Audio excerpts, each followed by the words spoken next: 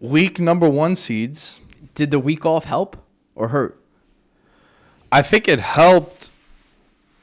I think it helped both teams, honestly. I know it's kind of weird to say, but you got your guys healthier, right? Like, you got some of your guys back. Titans. Yeah, and Smith came back for the for the Packers. You were talking about week number 1 seeds. Can you make the case that both of these were kind of fraudulent number 1 seeds? You talk about a weak division, AFC South. Like, what? NFC North. NFC North is a juggernaut? You're right. That ain't the West. I mean, we're going to talk about that one now? Let's talk about that one. Yo, you know. Let me give you this. Trivia. I didn't know the answer to this.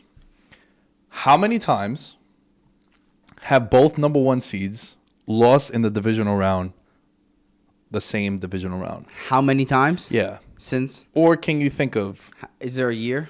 Like, ever? 5. Close. 4. Wow. Let's go. 4 times. Do you know the last time it happened? No.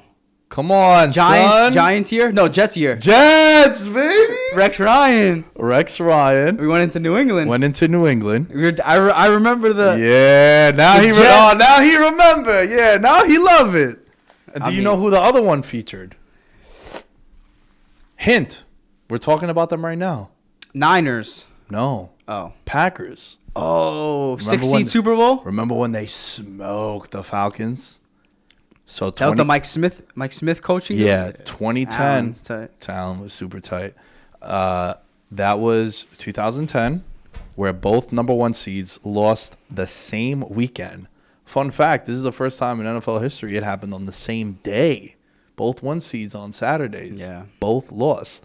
Now, where do you want to start? Because I did feel like of the 4 games we were going to talk about, this one and the Bills game were the ones that were going to carry the majority of the conversation. This was my favorite to watch, I think. Sorry. The end of the game last night was the greatest watch. But I think going back to your point about the game as a whole, although this was a sloppy game, I thought it was fun to watch. These guys were battling it out. These guys are getting popped, going out, coming back in. It's snowing. They're slipping. It's just a gross, sloppy, tough football game, like from beginning to end. So I enjoyed watching the entire game. Whereas the Bills-Chiefs game, I think we mentioned it before, you put the game on at the 2-minute warning. This was a football fans game. From beginning to end. Whereas the casuals at the bar would have been like, what the fuck is that on TV? Yeah. Where the Bills and Chiefs one wasn't. Yo, and think about this, right? Green Bay comes out, and you're saying to yourself, yo, they just scored first drive. Quiet. Took the under right at that moment. Game's gonna, 7-0 right off the bat. And then gets shut down. Yeah. And what was one thing that we spoke about with Green Bay all year? We like the offense, we like the defense. Special teams. 32nd in special teams. It showed. Block field goal before halftime. Missed. What else did they miss? The fucking block punt too. No, of course. You said missed field goal? Yeah, got blocked. Block field goal, right block before punt. the half. And you'd go up 10-0 going into halftime. And at the end of the game, at the end of the last field goal, they only had 10 guys on the field. Yeah, defensively. So you're looking at that and you're like, yo, look, we love the offenses, we love the defense, but special teams is important, bro. The Packers' strength as a team, and Aaron Rodgers, I think, is kind of the innovator of this. It's like, yo, I'm going to play this quarterback position at an extremely high level. I'm going to throw for 35 touchdowns. I'm going to throw 4 picks. I'm going to be so efficient and accurate, and I'm not going to make mistakes, and that's how we're going to win. You know what I mean? Their ability to play mistake-free football is kind of, I think, one of their greatest strengths, right? It's how great and efficient Rodgers is, and LaFleur's a great coach. They're always very well prepared, right? Like, not many people can game plan better than him, and not many people are better than Rodgers from an efficiency standpoint. So that's their strength. 2 big mistakes. Mercedes Lewis fumble, 7-zip, driving down. It's either 14-zip or 10-zip. You're driving down the field, you fumble on offense. Very unlike the Packers. And then, granted, their special teams have been a mess this year, but 2 blunders, essentially making mistakes from that perspective, that's the game right there, right? So it's them doing things that were very unlike them. Their strength was not making mistakes, and they made mistakes, and it cost them. Aaron Rodgers completed 20 passes, right? 18 of them went to Aaron Jones and Devontae Adams. Have you seen the pictures and the videos floating around? Because I've been listening to Packers fans. Well, I saw the one thing that I reposted of Alan Lazard being wide open on the crosser. Third and 11. I don't have a problem with that. I don't. It's 3rd and 11. Game's on the line. I'm going to my guy. Yeah. What's wrong with that? I don't do the you should have done this. It's like, nah, man. I believe in the moment you're gonna stick with your guns. And they're the most prolific, most efficient, best quarterback wide receiver duo. Game's on the line. I need this first down. You saw Stafford do it. We've seen Brady do it time and time again. You're going to go where your guy. Yeah. So to me, yeah, it sucks. Should he have gone there? Yeah, Lazard is wide open, but it's 3rd and 11. It sucks because Lazard actually played well for them this year. Yeah. Last 6-7 games of the regular season, he really became a guy who he broke the touchdown record for the Packers. He's the guy that caught that ball. And he scored a lot of touchdowns last couple of games. I believe Allen said it on the pod. After Devontae, he scored the most touchdowns in the NFL as a wide receiver in the last 5 games of the season. So, yeah, if that was St. Brown, Equiminius St. Brown, I'd be like, all right, I get it, bro. He don't want to throw it to him, or like Amari Rodgers. I get that. The fact that it's Lazard, I would give people attacking Rodgers for not throwing to him.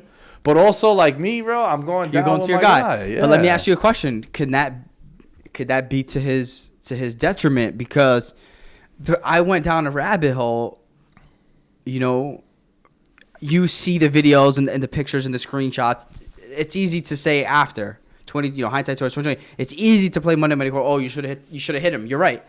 But I kept digging, and I kept, I felt like I got into the pulse of Packer fans. I swear to God, on social media, and it seems that there's a consensus where throughout Rodgers' career, he's leaned on his go-to guy too often, and Packers fans were complaining about he did it way too often with Jordy Nelson when Devontae Adams was younger, and Packer fans. No one's denying how great Aaron Rodgers is. But that seems to be one of his flaws is he leans on his go-to guy too much, and he doesn't trust some of those fringe guys, and that could be his downfall over the course of his career. Because let's do it. In the 12 years since he's won the Super Bowl, he's 7-9 in the playoffs. He's lost to Eli, Kaepernick twice. Yo. No. Watch your lip about Eazy-E. I'm just saying, Eli, Kaepernick twice, Carson Palmer, Jimmy G twice. Matt Ryan, Tom Brady, and Russell Wilson. There's some guys on that list, Kind of sus. Kind of weird quarterbacks to lose to, bro. They win 10 to 12 games every year, man. And he's got 1 Super Bowl, and I'm not trying to take anything away from him. I think he's great. But I do think, whether it's him not trusting the guys around him or the guys around him not making enough plays, is the chicken or the egg? What is it? Yeah. Is he not giving them the opportunities to make these plays, or... Can I read you this tweet from a Steven Ruiz, who I'm a fan of? He works with, he's with The Ringer. He does some content. The 49ers drafted Alex Smith over Aaron Rodgers and have been to more Super Bowls than Green Bay since drafting him. And they're 4-0 against them in the playoffs. My tweet was, Aaron Rodgers won a Super Bowl. Come on, man. This game ridiculous. Yeah. I guess the criticism of Rodgers is, if you're as great as you are, shouldn't you have more? Shouldn't you have at least gotten to more than 1 Super Bowl? I don't, it's not this is kind of a legacy criticism now, I guess, potentially, It's like the first quarterback in NFL history to lose to the same opponent 4 times. No quarterback has ever lost that many times to the same opponent and having not beat him. And bro, you're so right. I didn't even I have it here in my notes, it was my Packers notes. Bro, the division's garbage. The Lions have sucked for how long? Bro, Jim Caldwell needs a job, and I tweeted that the other day. Jim Caldwell had the Lions 9 wins, 10 wins a couple of years. Anyway, Lions have sucked. The Vikings have been really inconsistent. It's like that division. The Bears are the Bears, right? Kind of hot and cold. Nagy had the 1 good year, and that was it. I don't know, man. It's your boy, and he's extremely talented. But what do you think about the legacy? This was an L for the legacy, a bad one. Well, I think now you can't have any excuses, at all. You just can't, right? What was the excuses going into last year? Well, every NFC title game he's ever lost was on the road. All right, now you get it at home. You lose at home to Brady. No, didn't he lose to the Niners at home? A couple years ago? No, NFC title game. Oh, title game. Title games, right? Because he lost to the Seahawks, right? When he lost to the Seahawks. And then it's like, all right, you're 1-4 in NFC championship games, and all your losses have been on the road. And it's like, all right, yo, we got home field now, man. We're feeling good about this. What's up? You lose, right? You lose that one. Though it's funny because his only NFC title win is on the road when they played Chicago. And that was when Jay Cutler was out, too. Remember, Jay Cutler didn't play in that game. Like Caleb Henny was his name. But anyway, going back to Rodgers, I just think now the excuses are done. Because what is it? What's the excuse? It used to be, right, because I got sidetracked. It used to be, well, his playoff losses are on the road, right? Like a lot of those playoff losses on the road. If it comes through Lambeau, he ain't going to lose, right? All right, well, you get a 1 seed. You had a 1 seed when the Giants beat you, too.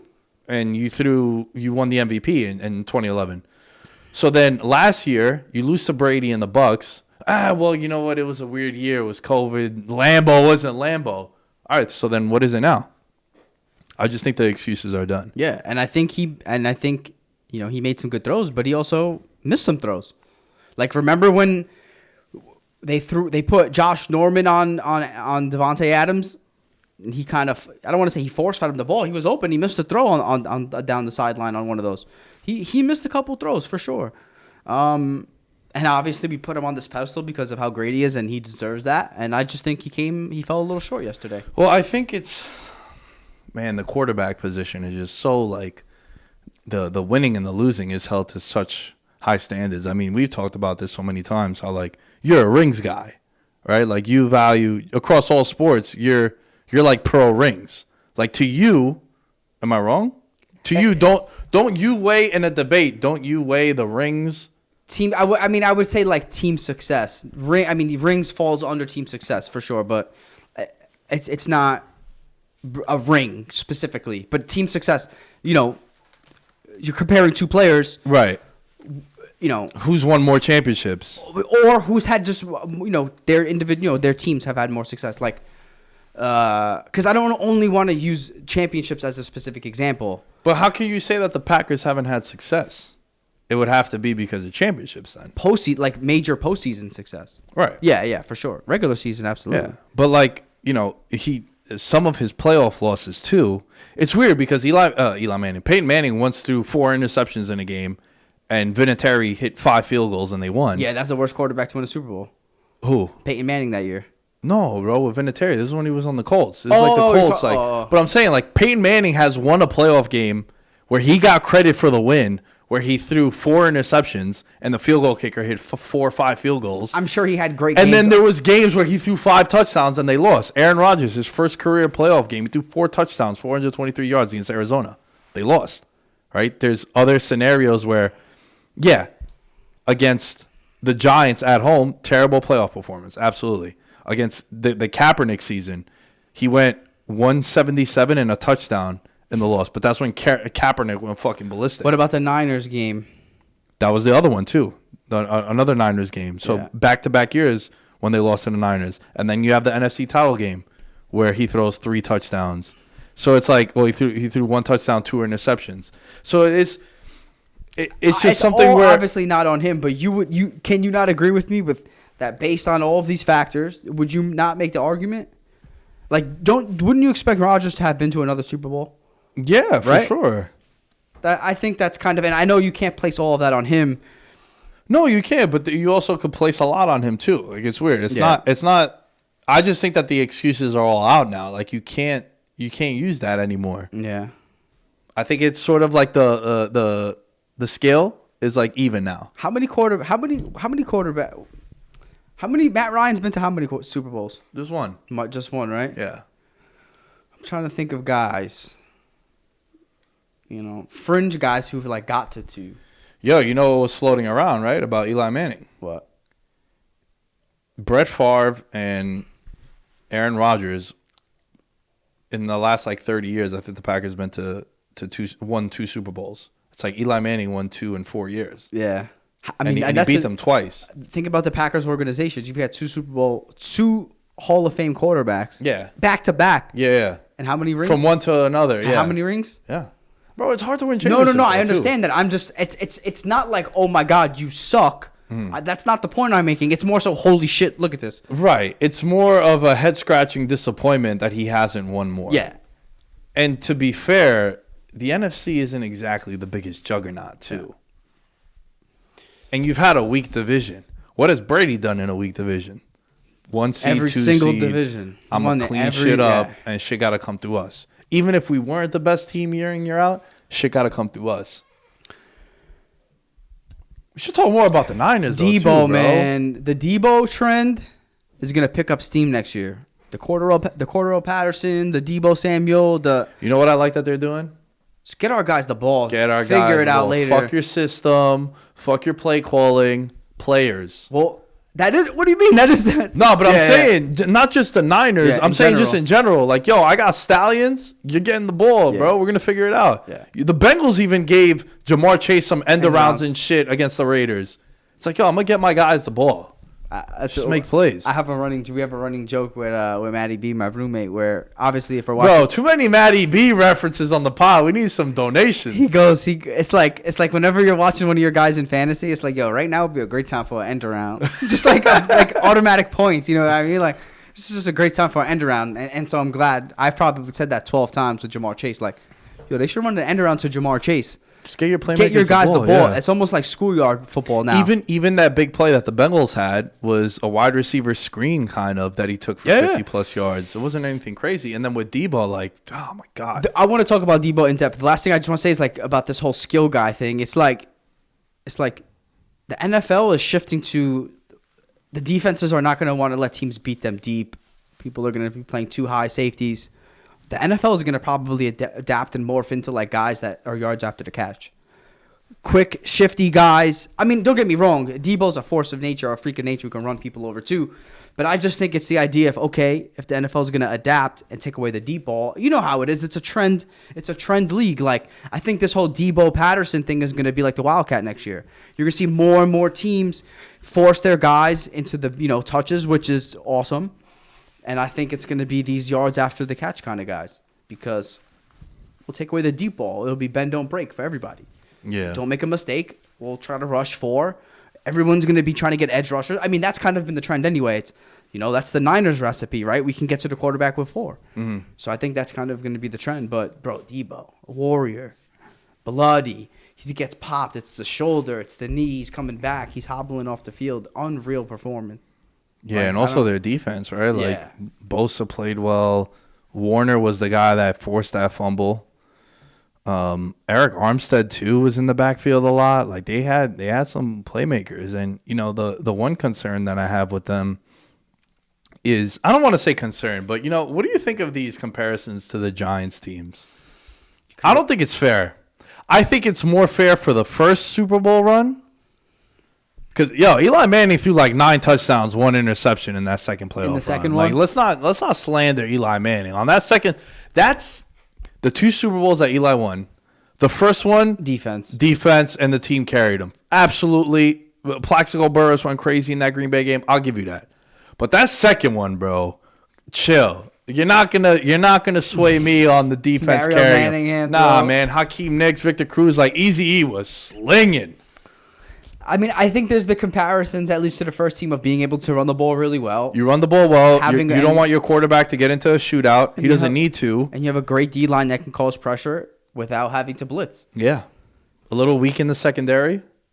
But the weak second, I was trying to figure out the entire year, and it didn't, I was just like, yo, the Niners, I'm worried about their secondary. I've been worried about their secondary the entire season. Like, that's their weakness.